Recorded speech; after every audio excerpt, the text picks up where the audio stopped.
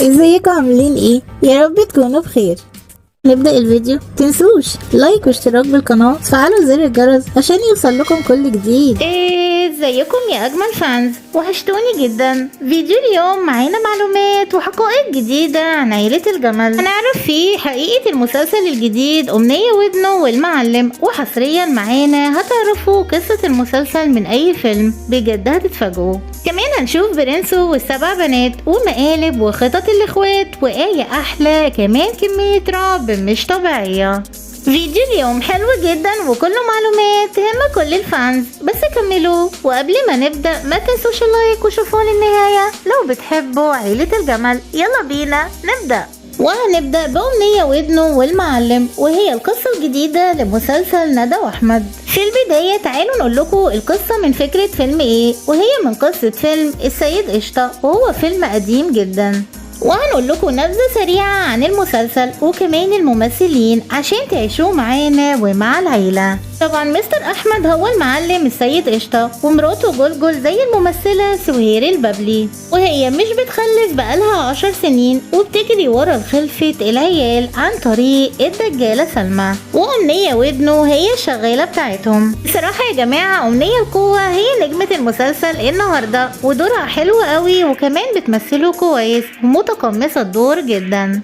عاوزين كل الفانز يقولوا لنا رأيهم في دور أمنية ودنه الجديد. تعالوا بقى للعيلة التانية من المسلسل، وهي محمود الجمل وندى مراته، وكمان بنت مراته آية أحلى في دور إلهام شاهين.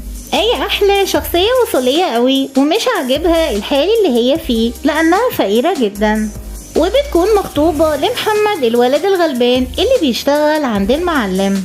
وعشان تتأكدوا من كلامنا تعالوا نشوف المشهد الأول للفيلم ده زي المسلسل ولا لأ. السلام عليكم. السلام عليكم. حرما يا السيد. جمعا إن شاء الله. يا ما كان نفسي أجيب لك حتة ما العسل. تكمليش شوية.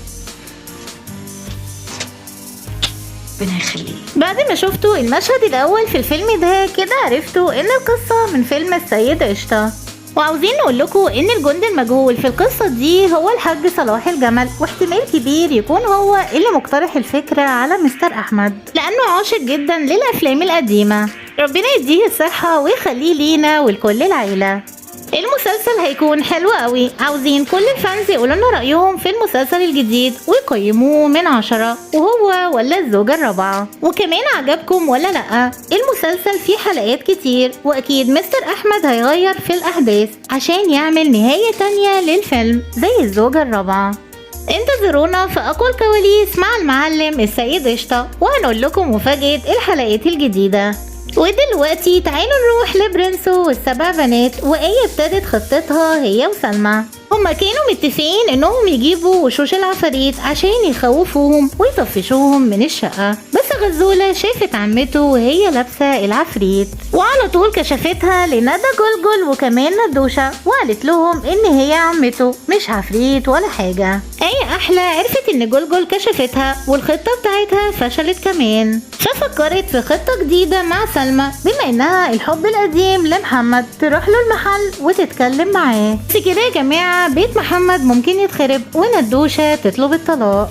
فكروا جلجل وندوشة يسكتوا؟ طبعا لا، عملوا هما كمان مقلب في آية وقالوا لها ان مكة في الحمام متعورة وحبسوها في الحمام. عارفين يا جماعة هما عاملين زي القط والفار، ويا حرام برنسو هو اللي واقع في النص بينهم. لا يا طنط يا بنتك مكة وقعت في الحمام واتعورت. طبعا يا جماعة آية كانت متغاظة جدا وهي محبوسة، وقالت تنتقم من ندوشة وقالت لها ان محمد سلمى عنده في المحل وهي حبه القديم. وحرفيا يا جماعة ندى اترعبت جدا لمحمد يروح لسلمى حبه القديم وكمان يخونها. وفي الاخير برنسو وصل البيت هو وسلمى وفتحوا الباب لآية عشان تكلمهم. تعالوا بقى للتوقعات. محمد هيزعق لندوشة ويقول لها ما كانش ينفع اللي عملتيه ده، واكيد هي كمان هتقول له ان آية خوفتها بالعفريت، وهتستمر المشاكل والمقالب معاهم زي ما قلنا لكم القط والفار.